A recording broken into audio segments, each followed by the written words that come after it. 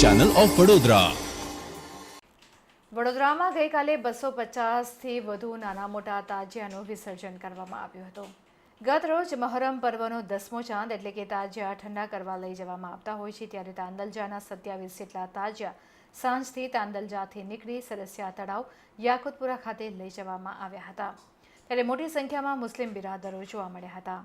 તાંદલજાના તાજિયા કમિટીના આગેવાનો પણ ખૂબ મહેનત કરીને તાજિયાને શાંતિથી વિસર્જન થાય તેવો પ્રયાસ કરવામાં આવ્યો હતો, ત્યારે જેપી રોડ પોલીસ દ્વારા પણ કડક બંદોબસ્ત ગોઠવવામાં આવ્યો હતો। સરસિયા તળાવ ખાતે મોડી રાત સુધી તાજિયાનું વિસર્જન ચાલ્યું હતું।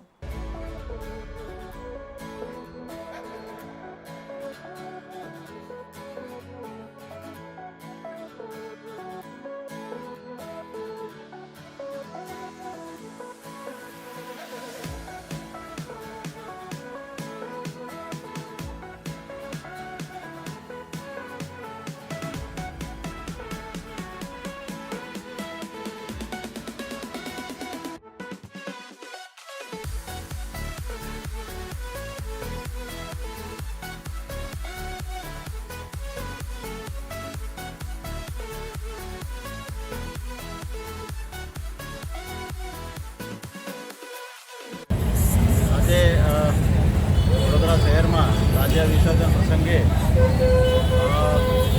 તાજિયા વિસર્જન થવા જઈ રહેલ છે, જેમાં તાંદલજા વિસ્તારમાં કુલ 25 તાજિયાની સ્થાપના થયેલ, જે બાબતે ચુસ્ત બંદોબસ્ત રાખવામાં આવેલ છે અને શાંતિપૂર્ણ માહોલમાં આ તાજિયા વિસર્જનની પ્રોસેસ હાલમાં ચાલુ છે। જી સર, શાંતિ સમિતિની જે બેઠક યોજવામાં આવી હતી અને તેમાં જે ટાઈમિંગ ડીસીપી સાહેબની હાજરીમાં જે મિટિંગમાં આપણે જણાવવામાં આવ્યું હતું કે તાંદલજાના તાજિયા દર વર્ષે લેટ નીકળે છે, આ વર્ષે કેવી રીતનું છે? શાંતિ સમિતિની મિટિંગમાં જે ચર્ચા થઈ તે પ્રમાણે તાજિયા ત્યાં પહોંચાડવાની પ્રક્રિયા હાલમાં ચાલુ છે।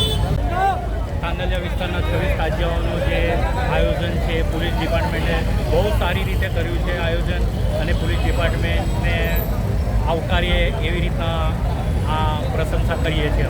આજે આ તાજિયા ક્યાં લઈ જવામાં આવી રહ્યા? આ તાજિયા સરસિયા તળાવમાં લઈ જશે અને પોલીસ પ્રશાસને ઘણી સારી એમ કહેવાય એવી પ્રશંસા કરી છે। કેટલી સંખ્યામાં મુસ્લિમ બિરાદરો છે? મારા અંદાજે 5 થી 6 હજાર માણસના આસપાસ। અહીંયા આયોજન કેવું હતું? રસ્તામાં સારું છે, પોલીસે સારી રીતે બંદોબસ્ત કર્યો છે, પોલીસે બધી રીતે સારું એરેન્જમેન્ટ કર્યું, ટ્રાફિકનો બી એરેન્જમેન્ટ કર્યું છે, ટ્રાફિકને નડે ના એવી રીતે કામ કર્યું। અહીંના આગેવાનોનું કાર્ય કેવું રહ્યું? આગેવાનો બી સારા છે, આગેવાનો બી બહુ મહેનત કરી છે, લોકોને સમજાવીને આગળ લે છે, તાજિયાઓને બી આગળ લે છે।